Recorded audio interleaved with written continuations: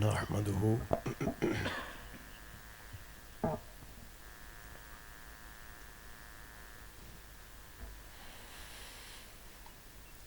ونصلي ونسلم على سيدنا حبيبنا وشفيعنا مولانا وملجأنا ومأوانا محمد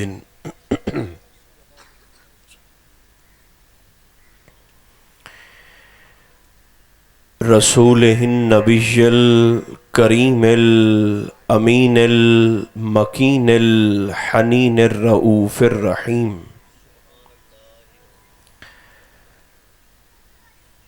وعلى آله الطيبين الطاهرين وعلى صحبه أجمعين أما بعد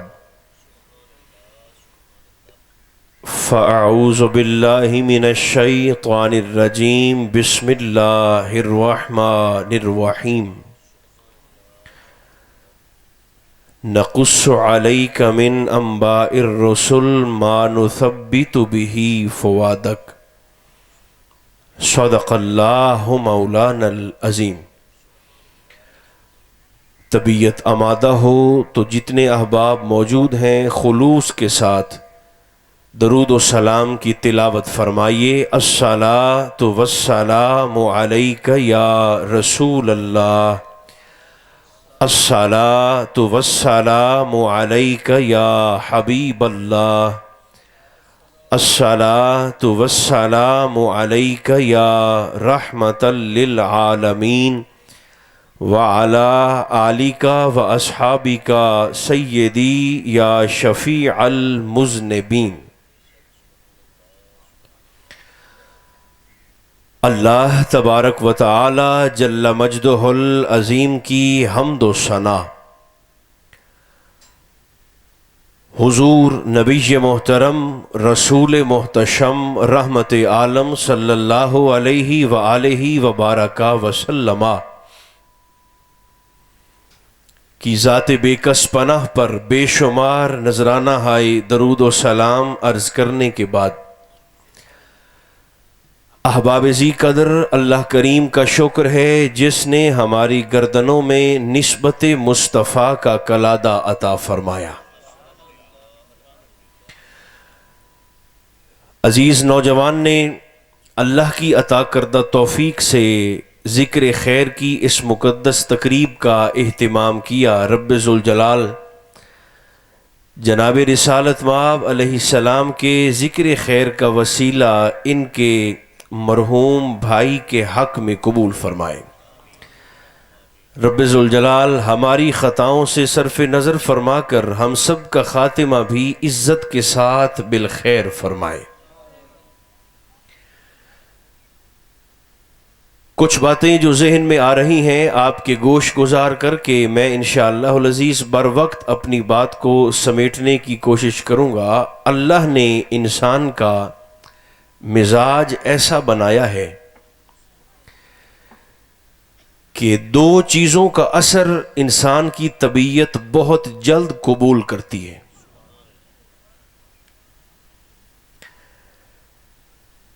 ایک تو کسی بھی شخص کے ذکر کا اثر انسان کی طبیعت پر مرتب ہوتا ہے، اور دوسرا کسی کی صحبت کی تاثیر بھی انسان کا مزاج بہت جلد قبول کرتا ہے۔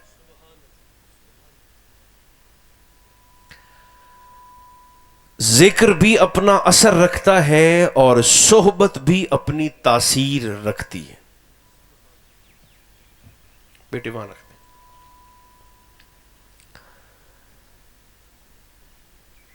تذکرہ بھی اثر رکھتا ہے اور صحبت بھی اثر رکھتی۔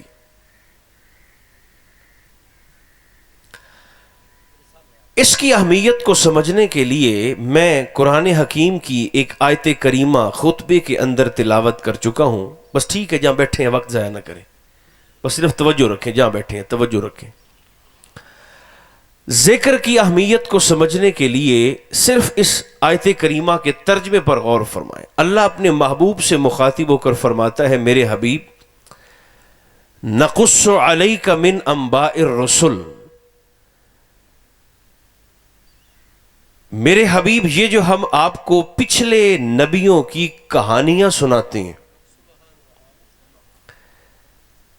پچھلے رسولوں کا ذکر سناتے ہیں اور پچھلے پیغمبروں کی باتیں بتاتے ہیں، حضور ان باتوں کا مقصد یہ ہے ما نثبت بہ فؤادک، تاکہ سابقہ رسولوں کی باتوں کو سن کر آپ کا رب آپ کے دل کو مضبوطی عطا فرمائے۔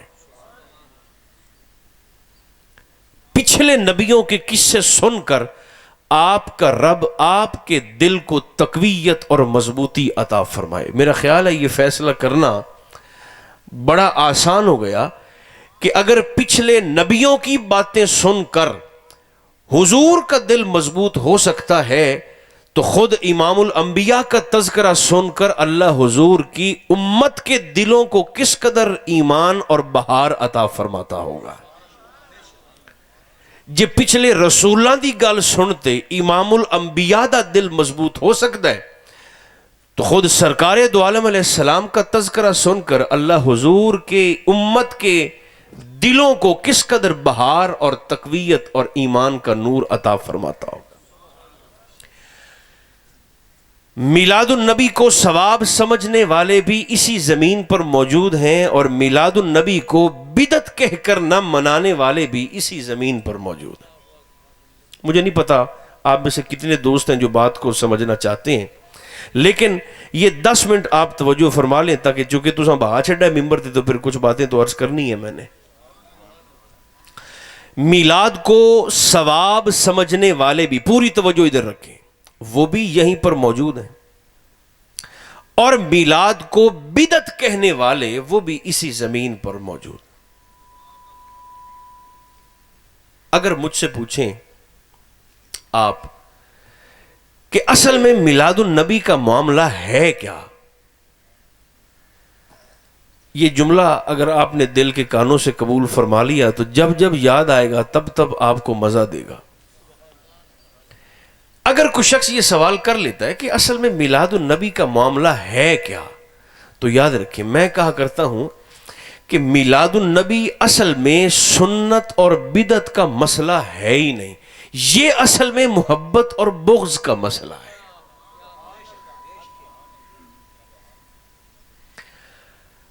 یہ سنت اور بدعت کا معاملہ نہیں ہے، یہ انسان کی، مسلمان کی ایک محبت والی اور بغض والی طبیعت کا معاملہ ہے۔ یہ ساڑھے دین دا مزاج نہیں کہ ہر شے نو حلال اور حرام دے پیمانے تے تولیا جائے، ہر شے کو جائز اور ناجائز کے پیمانے پر پرکھا جائے، ورنہ میں آپ کو انگلیوں پر ایسی بہت ساری چیزیں گن کے بتا سکتا ہوں کہ جو سنت نہ ہونے کے باوجود میلاد کو بدعت کہنے والوں کی مساجد میں آج بھی موجود ہے۔ کوئی ہے جو بول سکتا ہے یہاں پر محفل میں؟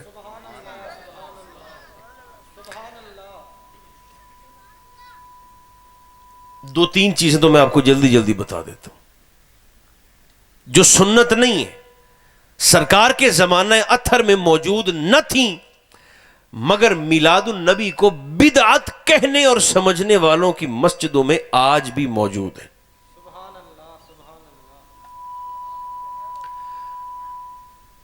سب سے پہلے مسجد کا محراب، بولیے کیا؟ محراب، جے دے وچ امام صاحب کھلوتے نماز پڑھیں دیں، مسجد کا محراب۔ اب آپ حیران ہوں گے کہ جو لوگ ہم سے یہ سوال پوچھتے ہیں کہ میلاد النبی حضور کے زمانے میں کہاں تھا، صدیق اکبر کے زمانے میں کہاں منایا گیا، عمر نے تو نہیں منایا، عثمان نے کب منایا تھا، علی نے تو نہیں منایا، تم علی سے بڑے عاشق رسول ہو۔ پہلی گزارش تھا اے وے کہ محراب سنت نہیں ہے، سرکار کے زمانہ اقدس میں محراب اس انداز سے موجود نہیں تھا۔ مسجدوں کے اندر. آپ حیران ہوں گے جو سیکھنے کا شوق رکھتے ہیں. محراب سرکار صدیق اکبر کے زمانے میں بھی نہیں تھا, سرکار فاروق کے دور میں نہیں, جناب عثمان کے دور میں نہیں, سرکار حیدر کرار کے زمانے میں بھی نہیں تھا. محراب بنایا گیا جناب عمر بن عبد العزیز کے زمانے میں. تو محراب اس انداز سے تو سنت نہیں ہے. فیصلہ میرا خیال ہے کرنے میں آسانی ہو جائے گی. محراب سنت نہیں ہے, مگر اناندیاں مسیتاں دے وچ ساڈے محراباں نالوں وڈے وڈے تے سونے تے اچے محراب اج بھی موجود ہیں. سبحان اللہ سبحان اللہ. ایک دوسرا, مسجد کا مینار, آپ حیران ہوں گے, مینار بھی سنت نہیں ہے. مینار نہ تو سرکار کے زمانہ پاک میں موجود تھا, ایویں اٹاں دا ایک تھڑا جہا مسجد دے اتے بنایا گیا جس دے اتے سرکار بلال حبشی چڑھتے نماز دے ویلے آزان دا اعلان فرمیندے ہیں تاکہ آپ دی آواز لوگاں تائیں پہنچ جاوے. ایس طرح دا مینار نہ سرکار دے زمانہ پاک وچ, نہ شیخین دے زمانہ پاک وچ, نہ ذوالنورین دے زمانہ پاک وچ, نہ حیدر کرار. مینار سب سے پہلے جناب امیر معاویہ نے تعمیر کروایا تھا. مینار بھی سنت نہیں, مگر میلاد النبی کی محفل کو بدعت سمجھنے والوں کی مسجدوں پر 8 مینار سونے تے اچے تے موٹے تے وڈے ساڑیاں مسیتاں نالوں انہاں دی مسجد دے متھے تے اج بھی موجود ہیں. بولو ہاں کرو یا نہ کرو, ہیں یا نہیں ہیں مینار؟ ہیں. محراب سنت نہیں ہے, مسجد میں موجود ہے. مینار سنت نہیں ہے, مسجد کے اندر موجود ہے. اچھا ایک تیسری بات, مسجد کا قالین, یہ بھی سنت نہیں ہے. سبحان اللہ. قالین سرکار دے زمانہ پاک وچ مسجد شریف وچ موجود کوئی نہ, بلکہ میں آپ کو سنن کبریٰ کی ایک حدیث پاک سناتا ہوں.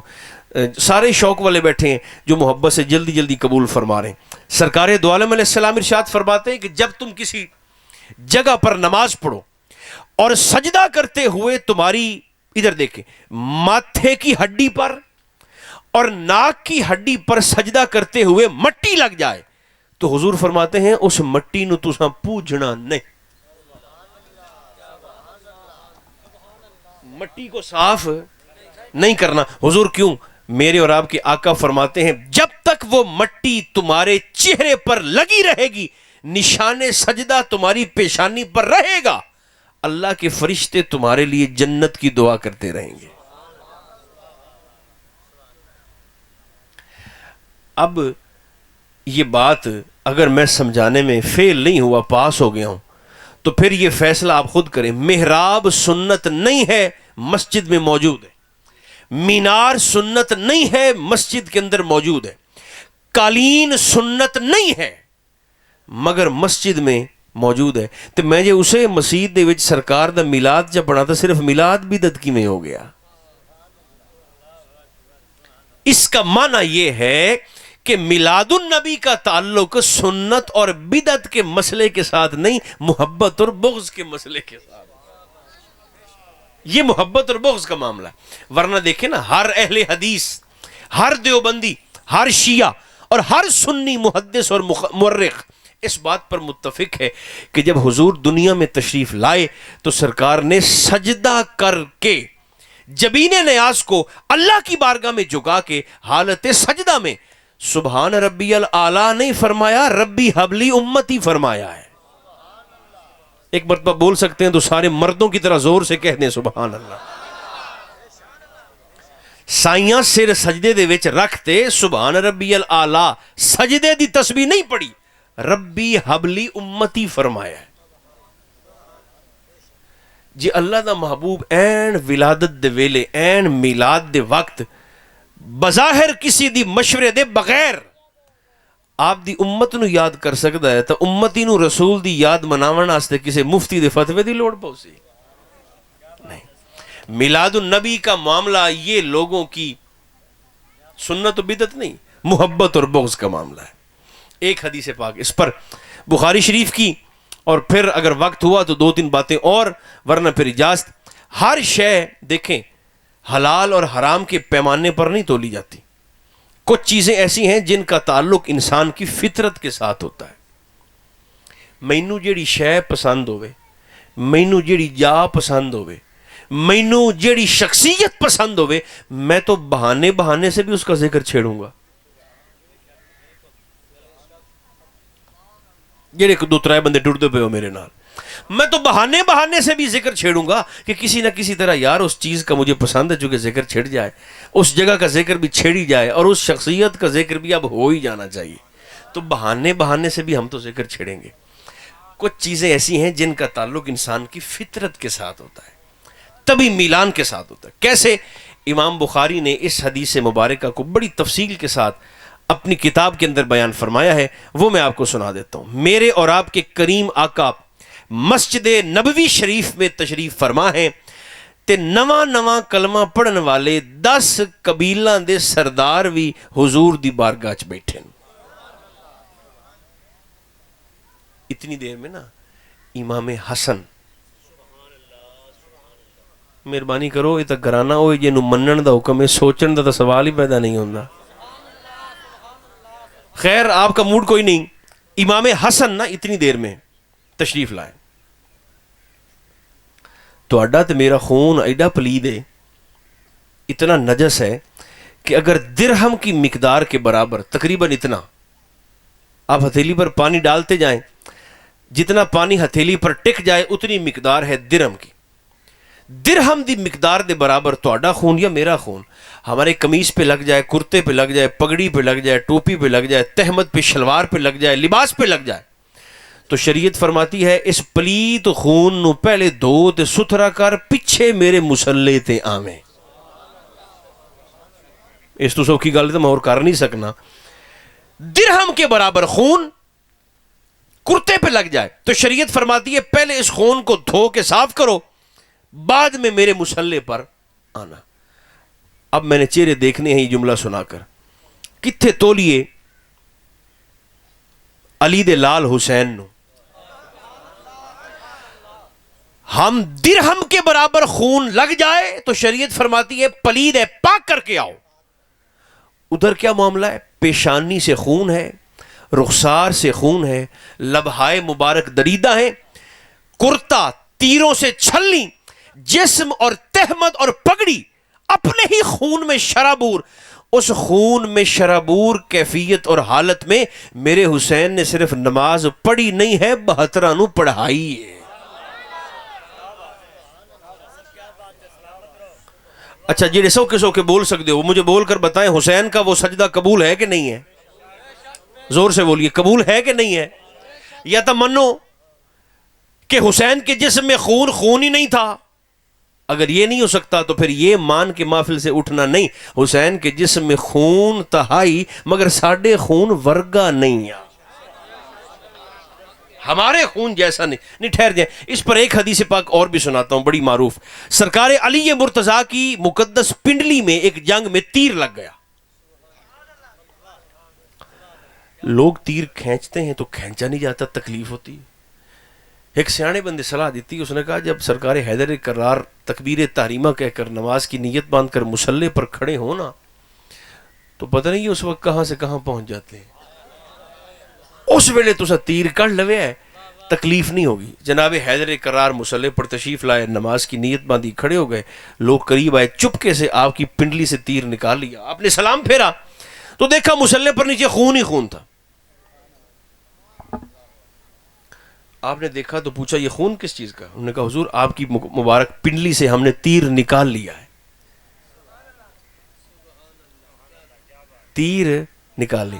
اچھا اپنا اتنا لگ جاوے درہم دے برابر تا حرام ہے، اس پورے مسلح پر خون ہی خون موجود تھا۔ مینوں کوئی بندہ چلو کسی ایڈی ساری کتاب چا وکھاوے بے اتنا خون مسلح تے ہون دے باوجود علی او نماز باؤں تے موڑ پڑی ہوئے۔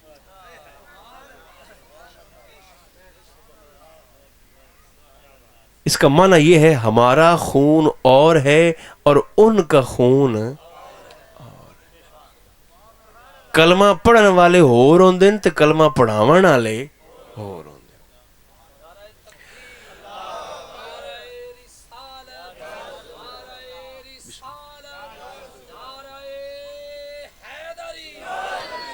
کچھ چیزیں ایسی ہیں جن کا تعلق انسان کی فطرت سے ہے. میرے اور آپ کے محبوب تشریف فرما ہیں اور سرکار کے سامنے 10 نئے صحابہ بھی بیٹھے ہوئے. اتنی دیر میں امام حسن آ گئے. امام حسن وہ شخصیت ہیں جن کا لقب ہے کریم اہل بیت، اور جن کا سفرہ دسترخوان مدینہ منورہ میں اس وقت بھی معروف تھا. کوئی بھی مسافر آتا، پردیسی آتا، جنہوں کسے پاس ٹکر نہیں لبدا، انہوں امام حسن دے لنگر خانے تو لب جاندہ. آپ کا لقب تھا کریم اہل بیت. بلکہ ایک بابا جی آ گئے مدینہ منورہ میں، تو پوچھتے پوچھاتے ان کی ملاقات ایک اور بابا جی سے ہوئی. انہوں نے پوچھا جی یہاں مجھے کہیں سے روٹی لنگر مل سکتا ہے؟ تو وہ جو بیٹھے ہوئے تھے تشریف فرما تھے، انہوں نے ایسے اشارہ کیا. انہوں نے کہا او جڑا نوجوان کھلوتا ہے نا سونا، او دے سفرے تے جا تے او دے لنگر خانے دے وچوں تینوں لنگر بھی ٹکر جاسی تے بسترا بھی ٹکر جاسی. وہ بابا جی آئے، آ کر دسترخوان پر بیٹھ گئے، مگر ان کے کھانے کا طریقہ بڑا عجیب ہے. 2 بوٹیاں کھاتے ہیں، 2 بوٹیاں جیب میں ڈال لیتے ہیں. 2 کھجوریں کھاتے ہیں، 2 کھجوریں تھیلے میں ڈال لیتے ہیں. آدھی روٹی کھاتے ہیں، آدھی روٹی جیب میں ڈال لیتے ہیں. امام حسن کی نظر پڑ گئی. آپ تشریف لائے اور آپ نے مخاطب ہو کر فرمایا بابا جی، پیار سے بیٹھ گئے اور فرمایا کہ بابا جی آپ یہ کیا کر رہے ہیں؟ فرمایا جتنی تساں کھامنی ہوئے اتنی مہربانی کرتے، رج تے کھا لو تے اتنی آکسو تو اتنی پیچھے پارسل بھی کر دی سائیں،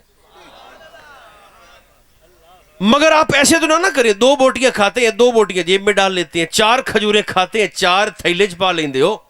جتنی کھانی ہے رج کے کھائیں.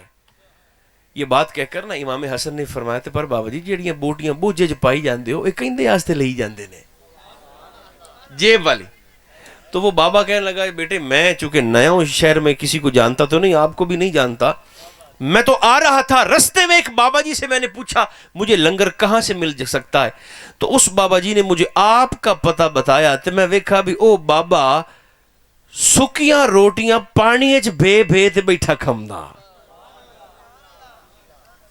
تو میرے تے مہربانی کرتے اس بابے تہاڈا پتہ مینوں دسا ہے، تے میرا دل کیتا کہ چلو میں کچھ آپ کھا لواں تے بوجھ والیاں میں اس بابے واسطے لئی جاواں. امام حسن پہلے کھڑے تھے، اب بیٹھ گئے اور مسکرا کر اس سے مخاطب ہو کر کہنے لگے بابا جی اس بابے دی کوئی نشانی ہے تو مینوں دسو. تو کہنے لگے جی نشانی تو اور کوئی نہیں، بس ہکا گل ہے کہ جیسی خوشبو اس بابے سے آ رہی تھی نا ویسی ہی خوشبو آپ سے بھی آ رہی ہے. آپ مسکرائے اور آپ نے فرمایا اچھا اگر وہ بابا جی ہیں نا تو پھر آپ کو ان کے لیے لنگر لے جانے کی حاجت نہیں ہے، اس لیے کہ یہ سارا لنگر انہی کا ہے، میں تو صرف کھلانے کی ڈیوٹی پر ہوں اور وہ کوئی اور نہیں، میرے بابا علی مرتضیٰ ہے. آج بھی ہمارے صوفیاء فرماتے ہیں کسی کے رزق میں تنگی ہو، رزق میں تنگی، ویسے تو سرکار علی مرتضیٰ کا فرمان کبھی کبھی چونکہ سفر کرتے ہوئے صبح شام کے سفر ہوتے ہیں، بعض دفعہ گڈیاں دے مگر بھی جملے بڑے بڑے کام کے لکھے ہوئے نظر آ جاتے ہیں.